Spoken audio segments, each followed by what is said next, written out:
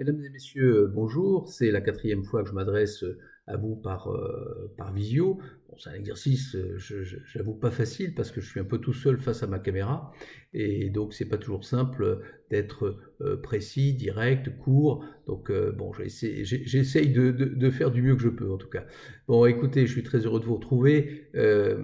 Je voudrais vous dire quand même, vous rappeler que le maire ou les maires, sont vraiment en première ligne aujourd'hui dans cette crise majeure pour mettre en place les mesures décidées par le gouvernement.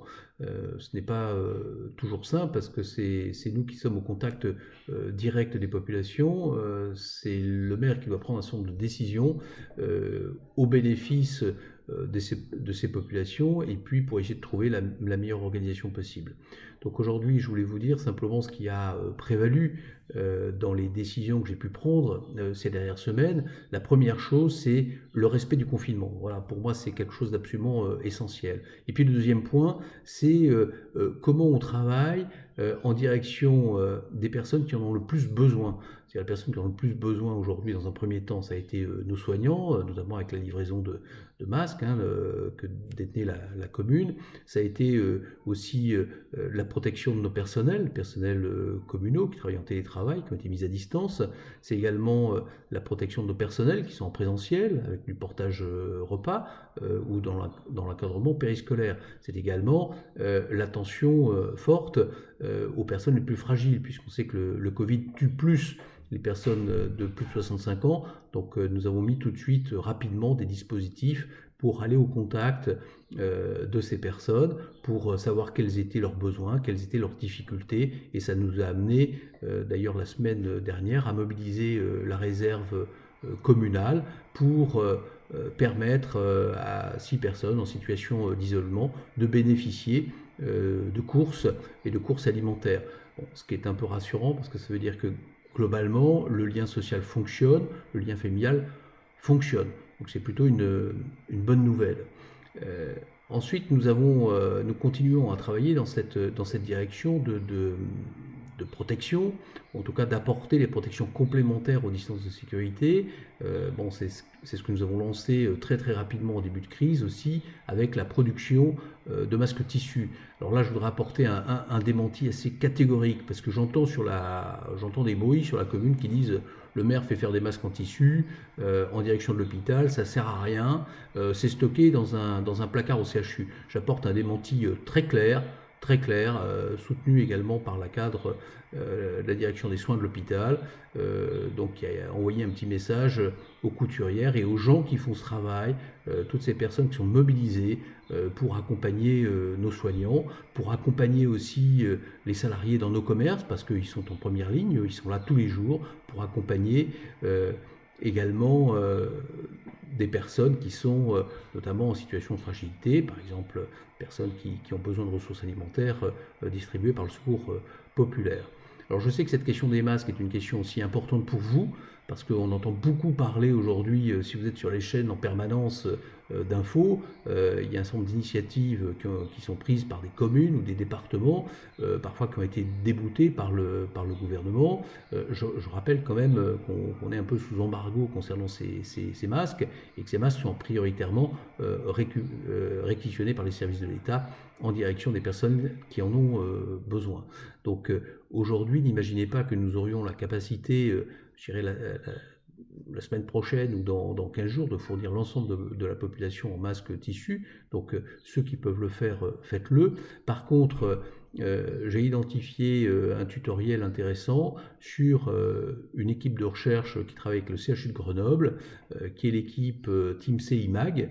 C'est l'équipe du professeur Cinquin qui est extrêmement mobilisée pour trouver des solutions de recyclage en fait des masques FFP2 ou des masques chirurgicaux et qui propose un tutoriel mis en place par le professeur Garin qui est infectiologue au Val-de-Grâce. Donc il sera mis en ligne ce petit tutoriel. Donc vous verrez, c'est un moyen simple de vous faire une protection. Je rappelle que cette protection ne vous protège pas, bien évidemment, mais elle protège les autres. Donc n'hésitez pas, ça sera en ligne dans 24 à 48 heures à vous faire euh, un masque qui vous permettra effectivement, quand vous allez faire vos courses, quand vous allez sur le marché, d'utiliser cet outil. Alors en parlant de marché, un petit mot rapide. Vous savez nous avons poussé pour qu'on puisse avoir le maximum de commerçants. Nous en aurons un supplémentaire puisque le gouvernement a décidé de permettre aux filières horticoles et maraîchères d'être présentes. Donc Monsieur Girard, pour ne pas le nommer, que vous connaissez sans doute, qui est présent sur le marché de Crolles, sera présent donc ce dimanche sur un nouveau cluster que nous mettons en place. Donc vous le trouverez devant l'esplanade, en bas de la rue du 8 mai, devant l'esplanade, le petit espace qui est devant l'école chartreuse Ardillet. Donc ce dimanche, vous aurez 11 commerçants, donc répartis en 3 sites, et nous travaillons pour que la semaine prochaine, vous puissiez avoir 15 commerçants. C'est toujours notre travail en direction des petits producteurs, de la production locale et de ces commerces qui sont des commerces non sédentaires. Alors je voudrais faire un petit clin d'œil ce soir au service culture qui a mis en ligne une offre culturelle. Donc vous pouvez vous balader de Pompéi, faire une visite virtuelle du Louvre, vous pouvez vous cultiver en allant à l'opéra et en écoutant Tosca, mais si vous préférez le cirque, n'hésitez pas, vous avez aussi des propositions sur le cirque. Vous pouvez aussi vous ouvrir les oreilles en écoutant Manu Dibango, qui avait fait un passage à Jargeau, mais vous pouvez aussi découvrir et faire découvrir la musique à vos enfants avec un petit tutoriel qui vous permet de faire de la musique en étant confiné. Bon, alors attention, n'accroissez pas quand même le bruit de façon trop significative, même si on est dans une période entre guillemets un petit peu plus festive avec ce lundi de Pâques. Voilà, merci d'être vigilant quand même par rapport à vos voisins.